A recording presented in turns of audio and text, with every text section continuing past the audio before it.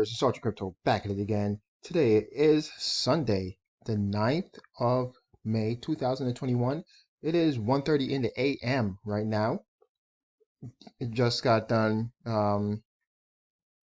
watching the fights on ESPN, and I had it recorded.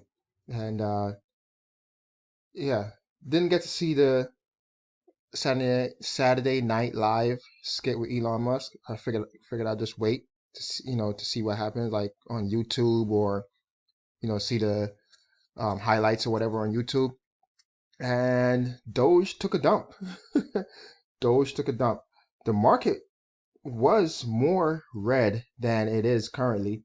About, I want to say, an hour ago when I was looking at it, right?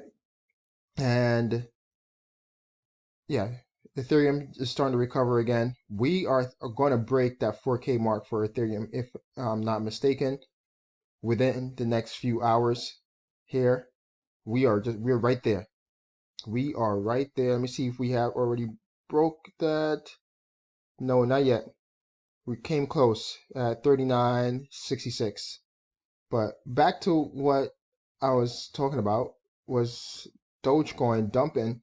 And as you can see, must have had a big wick. See, 12:16 East Coast time, and must have had a big wick down. There it is to whatchamacallit, this 47-cent mark, but it bounced right back up, and we're kind of sitting in a recovery phase right now for Doge and all cryptos right now. Took a brief breather, so to speak. And when I say everything was in the red for the 24-hour mark, everything was in the red just an hour ago. It's crazy how quickly this changes around. Let's get right into it. Everything is coming from Decrypt today.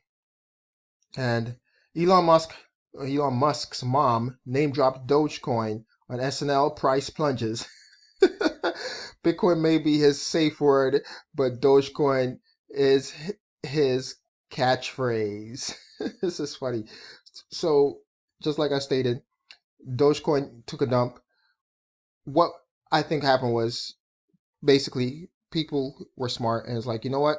It's not going to $1, not right now at least, and let me just take some profits. No one ever got hurt, or it's not a bad thing to take profits while you can.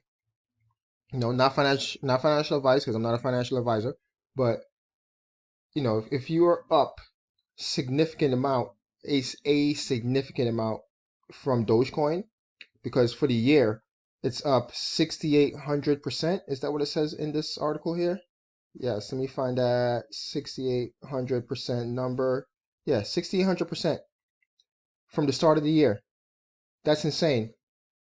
So if you had $1,000 in Doge from the beginning of the year, because that's when like the meme nest started, not the meme nest, but it started going around on Reddit, and from the Wall Street bet guys and all that stuff, right?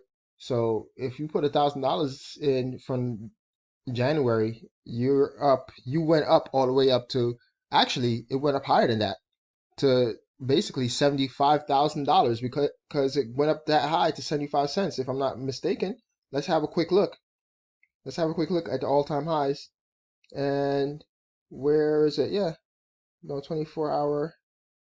Where's the all-time? Yeah, 73 cents. So you went up 7,300%. And if you're able to, lock in some gains, you'll be able to buy in lower at the current moment. This is why I say it's always good to take profits, especially if you're up significantly. But Elon Musk mom, she name dropped Doge, and the price tank. At this point, can Doge actually get to $1? Yes, because look how close it is right now. I mean, it seems still crazy to think about it, but it definitely can happen because it was already so close, right? So it's not too far-fetched, especially if you've, been in it since a penny or below. hey man, take a little profit and watch the rest ride. Okay. Next, again from Decrypt, Binance CEO CZ defends Binance Smart Chain's Ethereum copycats. Obviously, people will look at what's popular in Ethereum and try to copy it on BSC. That's Binance Smart Chain, people. All right, so here it is. Binance Smart Chain launched BSC, the Binance Smart Chain, or Binance launched the BSC, Binance Smart Chain, its own blockchain to host decentralized apps. The company took heat for invading Ethereum's turf. They basically copy and paste the code and then put it on Binance Smart Chain. Uniswap. PancakeSwap is a literal copycat of Uniswap. In the code written, it still says Uniswap in the code. So they didn't take the time to change the name of the protocol in the code itself. Okay. But this is his quote right here. Ethereum did not invent blockchain. Like, he is taking shots and he doesn't give a crap. Like, I love it. I love CC for that. All right. Ethereum copied blockchain from Bitcoin. And obviously people will look at what's popular in Ethereum and try to copy it onto BSC. And he goes on to say basically what I said, that it was because it was popular on Ethereum, like Uniswap, and then they copied it over to Binance Smart Chain, and that's exactly what they did. And he also goes on to say that's how things are in China. They block out the Western world's versions of, or like social media platforms, and then they make their own copies. All right, so they have a version of Twitter, they have a version of PayPal, they have a version of Facebook, they have a version of YouTube, whatever the case is, Google. They copy and paste it, and they have their own version over there in China. And he's like, yo, that's how businesses ran over there. That's how they do things. So that's what they're doing. They're copying everything from Ethereum and putting it on Binance Smart Chain. He's just providing the platform for them to be able to do that. Again, he's not the one out actually copying it or anything like that. Okay, so there you have it. You could be mad all you want, but trying to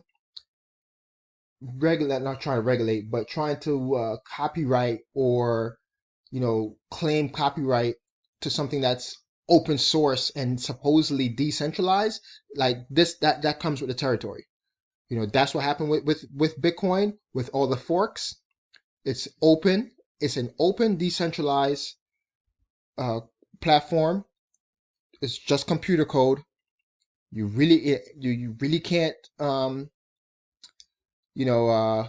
claim like IP for intellectual property for it if it's an open, decentralized platform. If you're claiming IP for it, then it's not open and decentralized, and then you're liable to securities laws and things of that nature.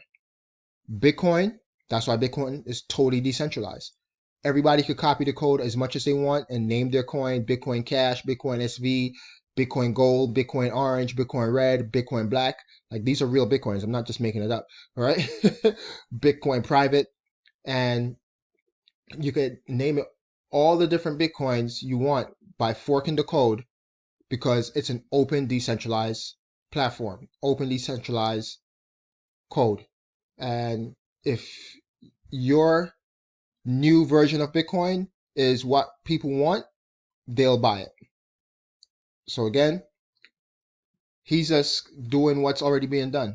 It's already being done in this space. He's actually providing a platform for these developers to develop and use a copy of Ethereum's code or the dApps on Ethereum and bring them to Binance Smart Chain. Nothing wrong with that in my book. And people are using it. It's a free market. Next, last but not least, again, coming from Decrypt, and this is about Binance again. Binance US plans a massive hiring spree to compete with Coinbase. And this is coming from the new CEO of Binance, Brian Brooks. He's saying in the next 6 months, they'll be hiring 75 to 100 people, then increase it to 5x its current headcount in the next 18 months. I think it's pretty clear that Binance is the fastest growing exchange in the United States, he said. And where is the part? I wanted to get to, because he could have went to, yeah, here it is. Brooks could have had his pick of any job in crypto industry. So why Binance US, the independent American only version of Binance that trades a fraction of the volume of his former employer Coinbase, because he used to work for Coinbase, then he went to work for the OCC, the Office of the Controller of the Currency. And Brooks said, this is direct quote, "The thing that I love doing, I think maybe people saw it at the OCC, is moving really fast in a fast execution environment. I envision a very rapid growth rate here, and there's nothing more fun for me than that." During his time in Washington, Brooks was already theorizing how national banks could interact with crypto. During his tenure, the OCC published guidance on how banks can custody stablecoins and how crypto companies can become banks themselves. And this is the future right there. Roberts asked whether Binance, yada, yada, yada, boom, boom, boom. You see, U.S. decision recruit Brooks is part of the broader plan to grease the wheels of Washington. That's a good question. Brooks answered, "Frankly, I wouldn't say it's necessarily just to fix things in Washington," he said, "but crypto needs friends in Washington to thrive, and Brooks has friends aplenty from his time in DC. I think there were a handful of us in the administration who did have a thesis for this. So yes, I think I can help on that front." And to end of the line, this is where he sees crypto going. Just on when he's talking about Roberts asked him, let me see, here it is. Roberts asked him the future role of crypto exchanges or whether the market will continue to close in on a few dominant exchanges like Coinbase and Binance. Brooks believes exchanges are just an on-ramp into the crypto world and says that once people are into crypto, they shouldn't need exchanges anymore. Try to tell people you can literally live off crypto.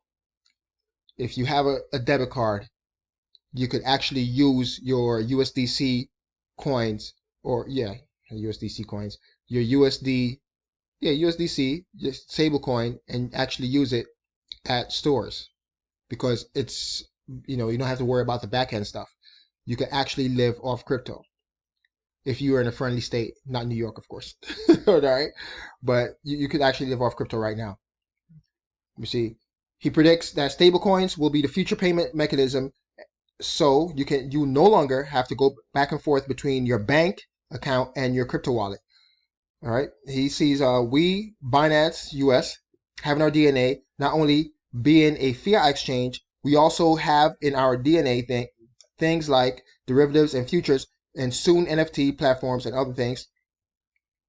You'll think of us more like a diversified platform company where we're building tokens and tokenizing real assets like real estate and equities. Binance already did that.